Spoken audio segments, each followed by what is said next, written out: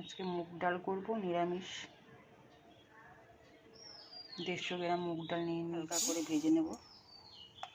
ডালটা হালকা করে একটু ভেজে নিয়েছি, বেশি ভাজবো না, হালকা করে ভেজে নিয়ে এবার জল দিয়ে ভালো করে 3-4 বার ধুয়ে নিয়েছি। এবার ডালটা দেখো আমি সিদ্ধ বসিয়ে দিয়েছি। ওর মধ্যে দিয়ে দেবো 3টে কাঁচা লঙ্কা, আর দিয়ে দেবো 1 চামচ লবণ। ডালটা তাহলে তাড়াতাড়ি সিদ্ধ হয়ে গেছে। এবার দিয়ে দেবো হলুদ, জল,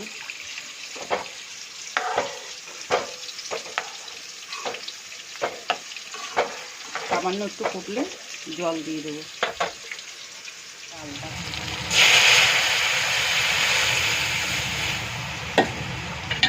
এবার নামানোর আগে দিয়ে দেবো একটু মিষ্টি।